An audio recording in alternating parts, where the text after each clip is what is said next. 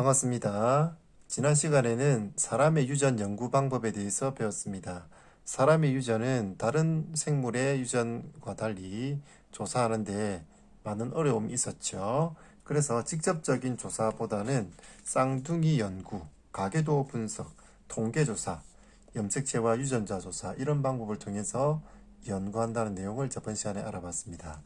오늘은 그 구체적인 내용인데요. 사람의 유전에 대한 구체적인 예를 들어서 유전되는 방식에 대해서 살펴보도록 하겠습니다. 먼저 사람은 굉장히 복잡하고 다양한 유전자를 가지고 있다. 그런 내용을 저번 시간에도 얘기했었죠. 다양한 형질을 가지고 있어요. 먼저 사람 손을, 엄지손가락을 보면 엄지척을 해보세요.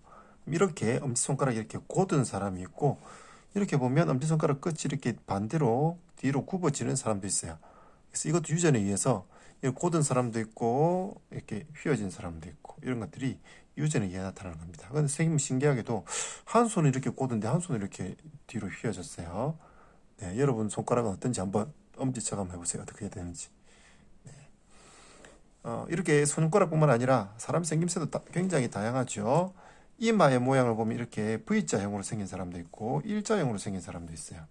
그리고 보조개가 있는 사람도 있고 없는 사람도 있고, 엄지손가락 얘기했었고, 그 다음에 쌍꺼풀이 있는 사람도 있고 쌍꺼풀이 없는 외꺼풀 있는 사람도 있어요. 그 다음에 귀불의 모양도 이렇게 밑으로 이렇게 약간 처지면서 약간 분리된 듯한 느낌, 분리형이 있고 그냥 이렇게 부착형, 이렇게 생긴 사람이 있죠. 발가락 모양도 엄지발가락이 두 번째 발가락보다 더 긴 경우도 있고 두 번째 발가락보다 엄지발가락이 짧은 경우도 있어요. 여러분 발은 어떻게 생겼나요? 네, 사람마다 다 차이가 있죠. 이런 것들도 유전에 의한 건데 굉장히 다양한 형질을 가지고 있습니다. 이건 겉으로 나타나는 모습이고요. 겉으로 나타나는 것뿐만 아니라 우리 사람의 혈액형이라든지 미맹이라든지 뭐 여러 가지 유전 형질이 있어요. 그 중에서 오늘은 미맹 유전에 대한 내용을 살펴보도록 하겠습니다. 미맹 유전은 저번 시간에 배웠던 사람의 유전 연구 방식 중에서 가계도 조사 이런 방법을 사용할 건데요. 가계도를 어떻게 그리는지 그리고 미맹 유전은 어떻게 이루어지는지를 오늘 배우도록 하겠습니다. 그러면 미맹이라는 게 뭐냐? 미자는 맛미예요. 맛을 못 느낀다는 거죠. 미맹. 맛을 못 느낀다는 것. 그럼 이건 뭐 장애가 있는 거냐? 일상생활에 문제가 있는 거냐? 뭐 그런 건 아니에요. 미맹이라고 하지만 모든 맛을 못 느끼는 게 아니라 대부분의 맛을 다 느끼는데 특정한 맛만 느끼지 못하는 게 미맹이에요. 살아가는데 아무 지장이 없어요. 이 미맹은 뭐냐면 PTC 용액의 쓴맛을 느끼지 못하는 형질을 미맹이다. 그렇게 교과서 나와 있죠. PTC 용액의 쓴맛을 느끼지 못하는 형질을 미맹. PTC 용액이 뭐냐면 페닐사이오 카바마이드라는 그런 물질인데 이거의 약자로 PTC라고 했어요. 이 물질을 우리가 평상시에는 뭐 먹어볼 일이 없어요. 뭐 실험하기 위해서 혀끝에다 대어볼 수 있는 거죠. 그러면 이게 쓴맛이 나는데 PTC 용액을 혀에 묻혀도 쓴맛을 느끼는 사람이 있고 느끼지 못하는 사람이 있다는 거죠. 그럼 느끼는 사람은 정상이고 느끼지 못하는 사람을 미맹이라고 얘기해요. 그렇지만 그러면 미맹인 사람은 쓴맛을 못 느끼는 거냐? 그런 건 아니에요. 다른 음식의 쓴맛은 느낄 수 있어요. 그런데 PTC라는 이 용액의 쓴맛만 느끼지 못하는 거죠. 그럼 무슨 차이가 있느냐?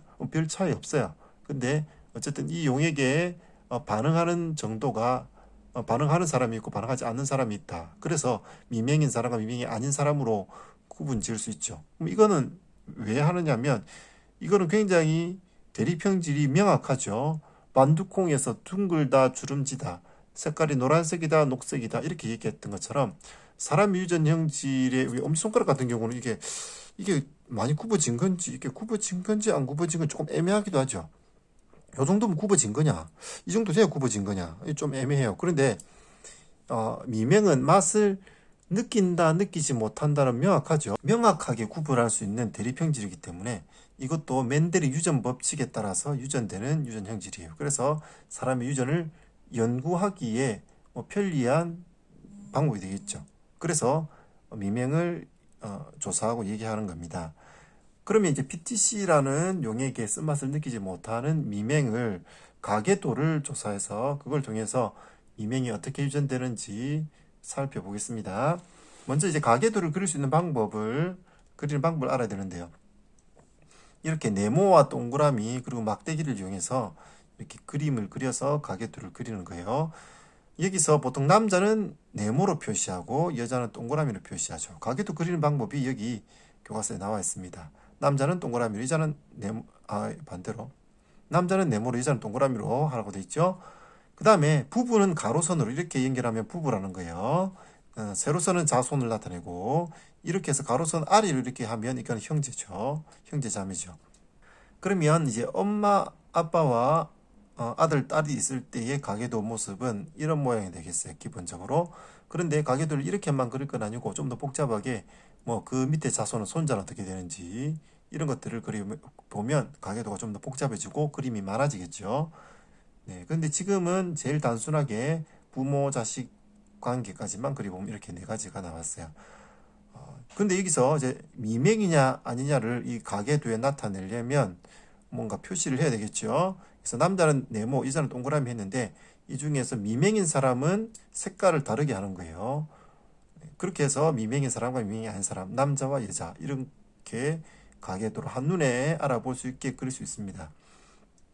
그런데 여러분이 직접 그림을 그려보려면 뭐 색깔을 다르게 하려면 뭐 색연필이 있다든지 색 사인펜을 쓴다든지 색깔 볼펜을 써야 되는데 그렇게 하기 좀 불편할 수 있죠. 여러분 공부할 때는 그냥 뭐 연필이나 그냥 검정 볼펜으로 공부를 한다. 그러면 쉽게 그리는 방법이 색깔을 달리 하려면 색깔 펜이 있어야 되니까 불편하니까 그냥 빗금을 치면 돼요. 그래서 정상인 사람은 그냥 네모 동그라미로 하고 정상이 아닌 뭐 미명이다. 그런 미명인 사람은 이 네모나 동그라미 안에다가 이렇게 빗금을 쳐가지고 표시를 하면 되겠죠. 그렇게 하면 간단하게 가계도를 그릴 수 있습니다. 그러면 가계도를 한번 직접 한번 그려볼까요? 여기서 나와 있는 것은 철수의 가족, 뭐 영혜의 가족 두 가족의 가계도를 한번 그려보라는 건데 아버지는 미명이 아니고 어머니는 미명이에요. 철수는 미명이고 여동생은 미명이 아니에요. 이렇게 글로 쭉 적어보니까 이게 머릿속에 빨리 안 들어오죠. 그래서 가계도를 그려보면 쉽게 알 수 있어요. 그러면 철수네 가족 한번 가계도를 그려볼까요? 그러니까 아버지 네모, 여자는 동그라미였죠. 어머니 동그라미.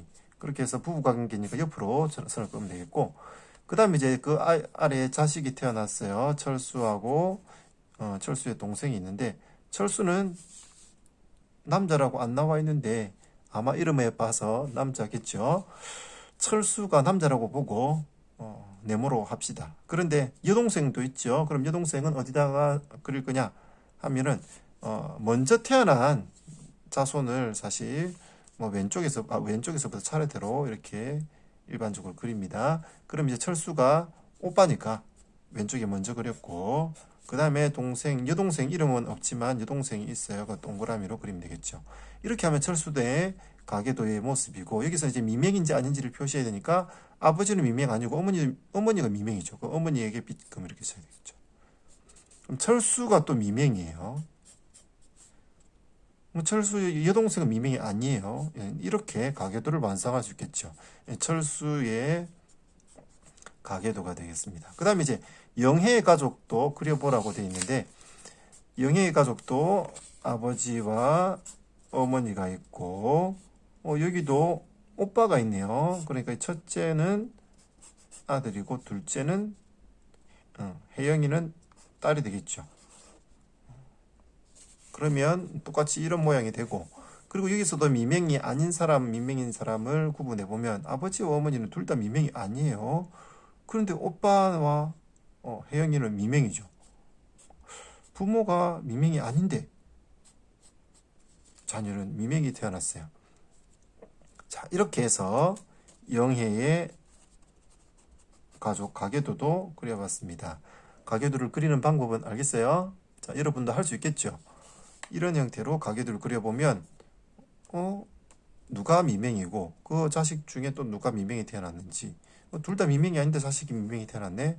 이 글로 적었을 때는 한눈에 들어오지 않고 잘 머릿속에 남지 않은데 그림을 딱 그려보니까 철수 가족은 이렇게 미명이구나. 영희의 가족은 자식들이 이렇게 미명이구나.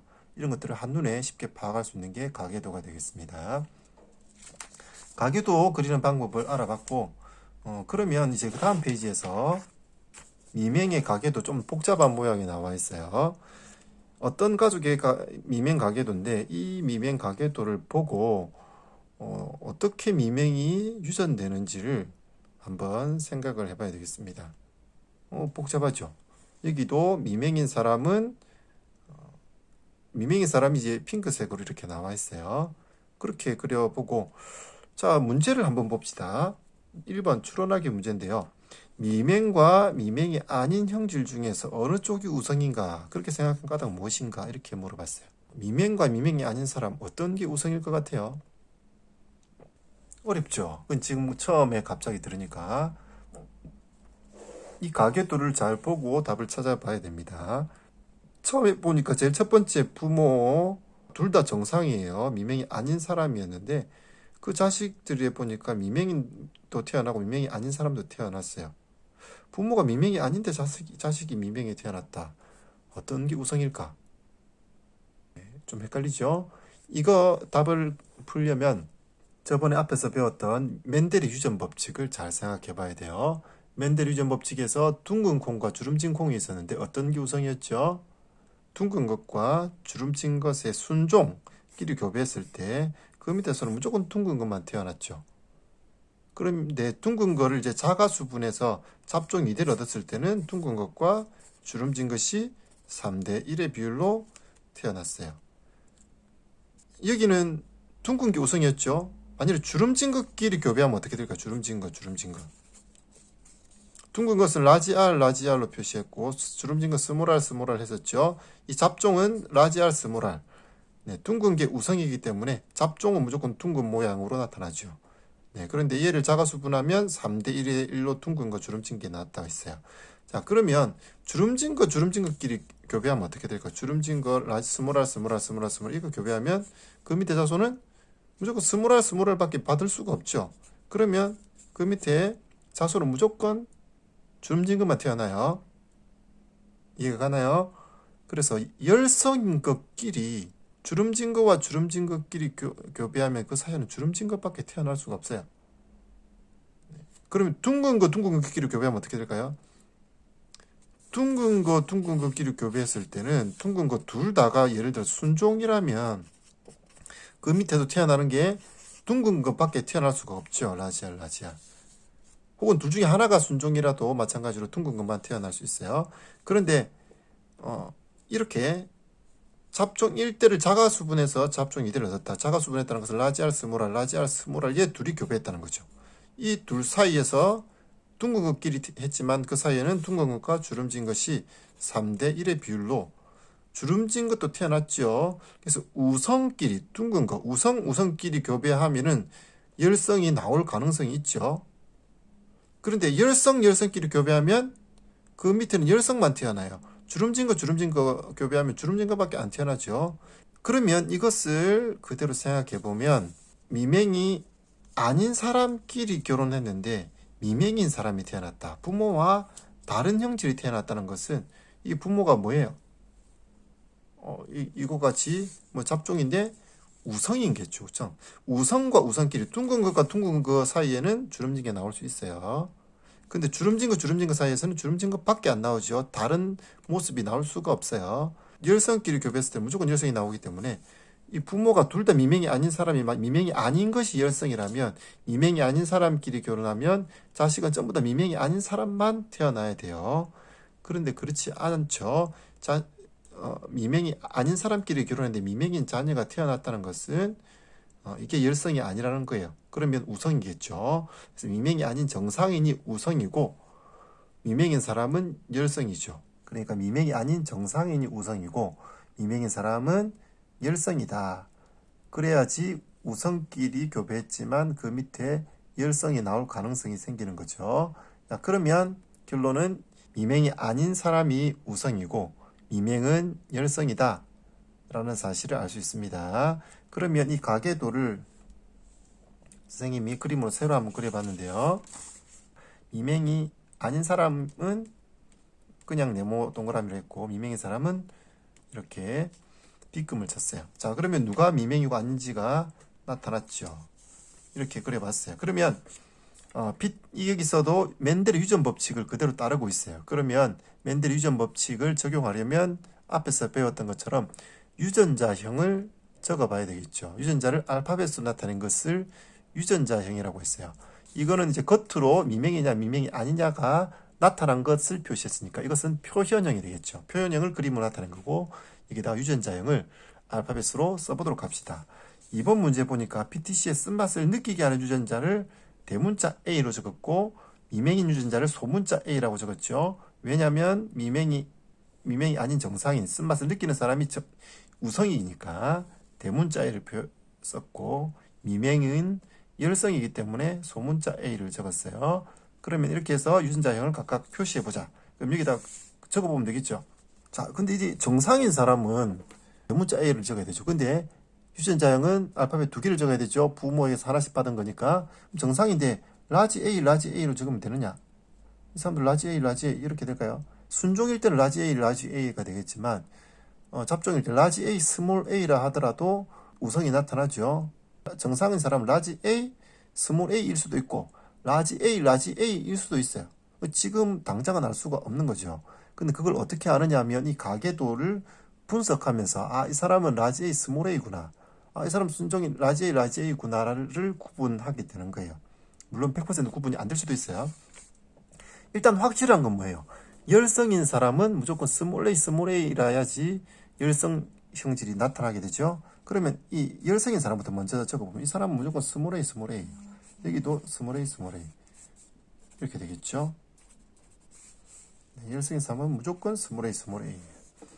우성인 사람은 어떻게 되느냐? 라지 A, 스몰 A일 수도 있고 라지 A일 수도 있어요. 자, 그런데 여기 부모는 제일 처음 부모는 어떨까요? 둘 중에 한 명이 순종의 라지 A인 사람이 있을까요? 만일에 이 둘 중에 한 명이 라지 A라면 라지 A고 이 사람은 뭐 라지 A, 스몰 A라고 해볼까요? 자, 이런 경우라면 그 밑에 자손은 태어날 수 있는 게 뭐가 되겠어요? 자, 이 사람은 물려줄 수 있는 게 둘 다 라지 A밖에 없으니까 라지 A밖에 못 물려주고 이 사람은 라지 A를 줄 수도 있고 스몰 A를 줄 수도 있죠. 그러면 이게 만나는 경우의 수가 라지 A가 만나든가 아니면 라지 A와 스몰 A가 만나게 되겠죠. 자, 그러면 이 태어날 수 있는 자손의 유전자형은 이 두 가지예요. 이 두 가지는 뭐예요? 둘 다 정상인 사람이죠. 둘 중에 한 명이 순종의 라지 A 이렇게 순종이라면 그 자식은 전부 다 정상인 사람만 태어나야 되죠. 스몰 A가 나올 수가 없죠. 근데 밑에 스몰 A가 태어났어요, 자식이. 그러니까 이 둘 중에 라지 A만 갖고 있는 사람은 있을 수가 없는 거죠. 그렇게 되면 둘 다 라지 A를 가진 사람 둘 중에 한 명이라도 있다면 이 라지 A를 반드시 자손에게 물려주게 되면 자손은 스몰 A 형태가 나올 수가 없죠. 근데 자식이 스몰 A 나왔으니까 이 둘은 둘 다 라지 A 하나와 스몰 A 하나를 가지고 있는 그런 유전자형을 가지고 있다. 이렇게 얘기할 수 있어요. 이렇게 돼야지 스몰 A와 스몰 A가 만나서 이런 자식이 태어날 수 있겠죠. 네, 이렇게 결론 지을 수 있어요. 그러면 이 사람은 어떻게 되느냐? 이 사람은 유전자형이 뭐냐? 스몰 A는 일단 아니죠. 라지 A, 스몰 A냐? 라지 A냐? 이 사람은 알 수가 없어요. 이 사람이 결혼을 해서 자식을 또 낳아보고 하면 어떤 유전자형을 가지고 있는지를 알 수 있지만 지금 현재로는 정보가 없기 때문에 이 사람은 라지 A, 스몰 A인지 라지 A인지 알 수가 없는 거예요. 이렇게 라지 A를 받았을 수도 있죠. 라지 A 하나와 스몰 A 하나를 받았을 수도 있죠. 그러니까 지금은 이 사람 유전자형은 알 수가 없어요. 이 사람 유전자형은 어떻게 될까요? 자, 자식이 보니까 다 스몰 A가 태어났어요. 이 사람은 정상이니까 라지 A가 무조건 하나 있어야 되죠. 이 사람도 라지 A일 수는 없죠. 그러면 자식이 미명이 태어날 수가 없어요. 미명이 태어나려면 이 사람도 스몰 A가 하나 있어야 되겠죠. 그래야지 스몰 A와 이 스몰 A가 만나서 이렇게 이 스몰 A와 이 스몰 A가 만나서 또 이렇게 자식이 태어나는 거죠. 그래서 이 사람의 유전자형도 라지 A 하나, 스몰 A 하나를 가지고 있는 이런 형태의 유전자를 가지고 있다는 것을 알 수 있고 그 다음에 이 사람도 어때요? 이 사람도 라지 A가 일단 하나는 있겠죠. 정상이니까. 그런데 역시 자식에게서 미명이 태어났으니까 이 사람도 미명 유전자를 가지고 있어야지 스몰 A가 하나 있어야지 이 스몰 A와 스몰 A가 만나서 이렇게 스몰 A가 태어날 수 있는 거죠. 그래서 이 사람도 라지 A, 스몰 A다 이렇게 얘기할 수 있어요. 그럼 이 사람은 뭘까요? 이 사람 유전자형은 이 사람은 정상이니까 라지 A를 하나를 갖고 있는 건데 여기서 엄마에서 라지 A를 받았겠죠. 근데 아빠는 스몰 A 밖에 없기 때문에 아빠에서 스몰 A 밖에 받을 수가 없어요. 그래서 이 사람은 라지 A 스몰 A가 되겠죠. 이렇게 해서 유전자형을 모두 다 적어봤어요. 다 알 수 있죠. 근데 이 사람은 한 명은 라지 A인지 스몰 A인지 라지 A인지 이 둘 중에 어떤 건지 알 수가 없다. 나머지 사람들은 다 파악됐어요. 그러면 문제를 한번 볼까요? 가가 미명인 여자와 결혼하여 태어난 자손은 미명일 확률이 얼마인가? 네, 이 가가 이 사람이죠. 이 사람이 미명인 여자와 결혼하여 태어나는 자손이 미명인 확률. 자, 이 사람은 라지 A, 스몰 A였어요. 그런데 미명인 여자와 결혼했다. 미명인 여자는 스몰 A인 거죠. 그럼 이렇게 결혼하면 그 밑에 자식이 태어났을 때 미명이 태어날 확률이 어떻게 되느냐? 이 사람이 만들 수 있는 생식세포는 라지 A도 만들 수 있고 스몰 A도 만들 수 있죠. 이 사람은 스몰 A밖에 못 만들죠. 생식세포를. 그럼 이 생식세포 만났을 때 라지 A와 스몰 A가 만나는 경우가 있고 여기 있는 스몰 A와 스몰 A가 만나는 경우가 있겠죠. 근데 이 비율이 1대1로 같을 거예요. 이 사람은 어차피 스몰 A밖에 안 되고 이 사람이 라지 A를 물려줄 확률도 50%, 스몰 A를 물려줄 확률도 50%, 딱딱 반반이에요. 그래서 이거하고 만나면 정상인이 되고 이거하고 만나면 미명이 되겠죠. 그래서 미명일 확률과 정상이 태어날 확률은 1대1로 같을 거예요. 물론 아이를 2명 낳았을 때 한 명은 미명, 한 명은 정상이 태어난다는 것은 아니에요. 가능성이 1대1이라는 거고 2명 낳았을 때는 둘 다 미명이거나 둘 다 정상인이거나 그렇게 될 수도 있죠. 뭐 아이를 한 100명쯤 낳는다면 한 50명 가까이 50명 정도는 정상, 50명 정도는 미명 뭐 이렇게 나올 거예요. 네, 그런데 뭐 몇 명밖에 안 나으니까 딱 그게 1대1의 비율이 나올 수는 없지만 확률적으로는 똑같이 1대1의 비율이 나온다. 그런 얘기죠. 이렇게 해서 미명의 유전에 대해서 살펴봤는데 이 미명의 유전은 우리가 앞에서 배웠던 멘델의 유전 법칙, 둥근 콩과 주름진 콩이 어떻게 유전되는지 배웠던 그 방식 그대로 나타난다는 거예요. 그래서 우성은 대문자로, 열성은 소문자로 적어서 유전자형을 적어볼 수 있고 그 유전자형을 이렇게 찾아가는 과정 중간에 조금 복잡했을 수 있어요. 이 부분이 잘 이해가 안 된 친구들은 영상을 앞으로 돌려서 이 부분을 다시 한번 보면서 천천히 생각해 보기 바랍니다. 그리고 자기가 직접 한번 그려서 직접 여러분 교과서에다가 유전자형을 하나씩 적어 보면서 답을 찾아보기 바랍니다. 자, 오늘은 여기까지 하고 다음 시간에는 혈액형의 유전과 생명 유전에 대해서 살펴보겠습니다.